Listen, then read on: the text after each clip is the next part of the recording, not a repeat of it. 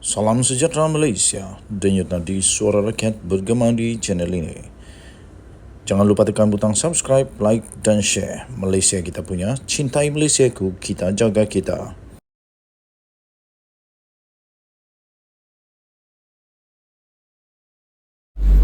Salam sejahtera Malaysia, denyut nadi suara rakyat bergema di channel ini.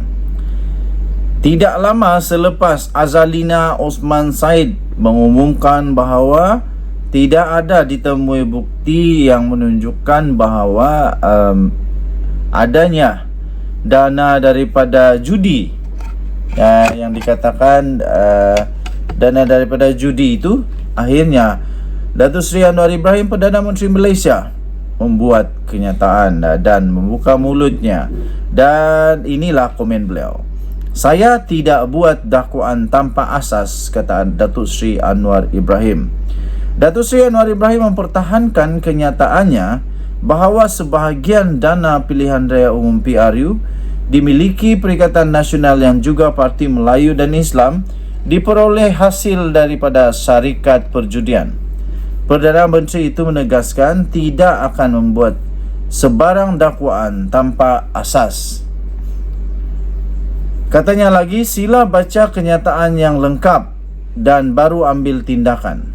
Tapi kalau dia, pengerusi Perikatan Nasional PN, Tan Sri Muhyiddin Yassin, mahu bawa terus ke muka tindakan sivil atau tindakan saman, silakan, katanya. Saya tidak akan keluar kenyataan kalau saya tidak ada asas, kata beliau ketika ditemui oleh media selepas merasmikan Pesta Buku Antarabangsa Kuala Lumpur kali ke-40 di Pusat Dagangan Dunia di Kuala Lumpur pada hari ini. Beliau mengulas kenyataan Muhyiddin Yassin yang dilaporkan sedang berbincang dengan peguam mengenai kemungkinan untuk mengambil tindakan undang-undang terhadap Anwar berhubung isu berkenaan.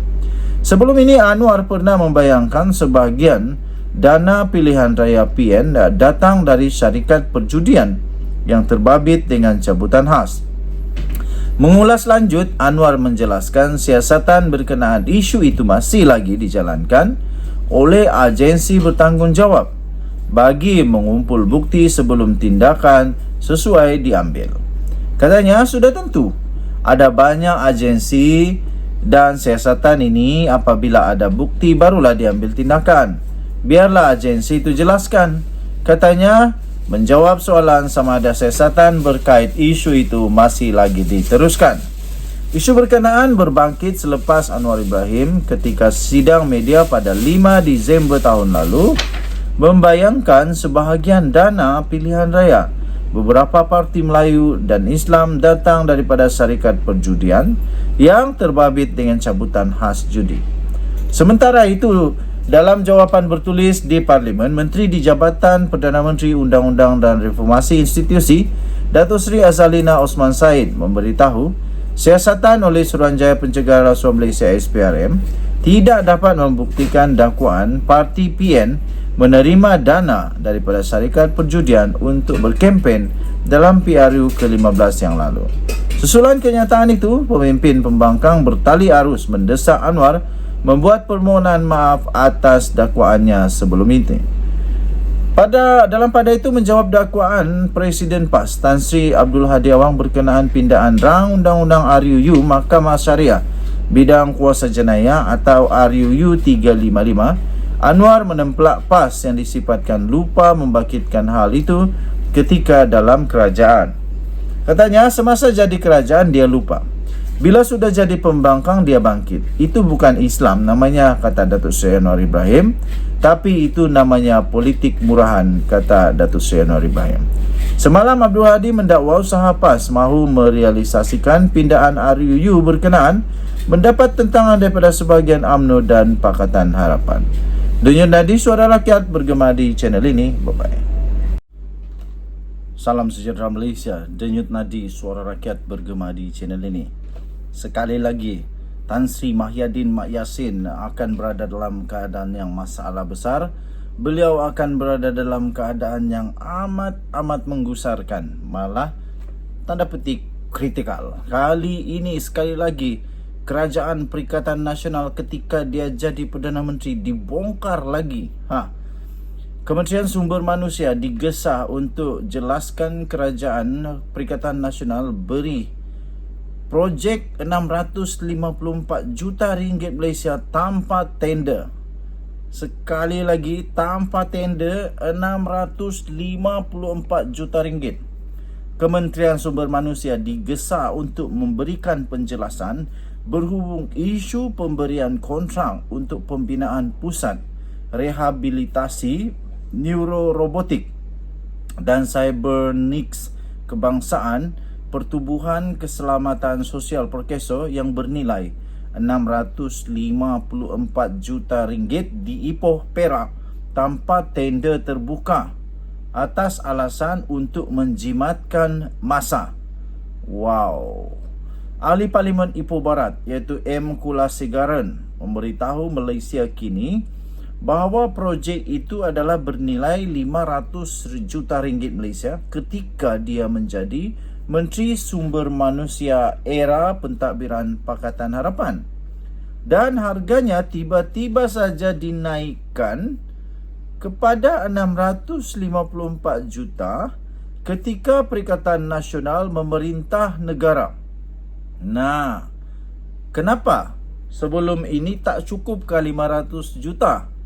Sedangkan Kerajaan Perikatan Nasional, saya yakin sudah kaji, sudah buat macam-macam kajian, cukup 500 juta. Tapi ketika Pakatan Harapan memerintah negara, tiba-tiba dinaikkan kepada 654 juta. Apa yang tak cukupnya? Lepas itu, tak tahulah. Semasa saya menjadi Menteri Sumber Manusia pada tahun 2018, kata beliau, projek ini hanya bernilai 500 juta ringgit. Pada masa itu, saya memastikan Perkeso memperoleh tanah kerajaan supaya harganya jauh lebih murah. Dan kami telah mengadakan banyak penglibatan dengan Perbadanan Kemajuan Ekonomi Negeri Perak atau SEDC dan akhirnya memperoleh tanah itu di Bandar Baru Meru di Ipoh. Semua ini dilakukan secara telus dan terbuka, kata beliau. Tapi tender 654 juta ringgit Malaysia ini dilakukan semasa pemerintahan Perikatan Nasional, kata beliau. Nah, jadi saya minta Kementerian Sumber Manusia, KSM dan Perkeso jelaskan kenapa kenaikan mendadak itu, kata beliau. Apakah kos tambahan yang telah anda keluarkan? Apakah kemudahan tambahan yang anda bina dengan wang tambahan itu? Soalnya.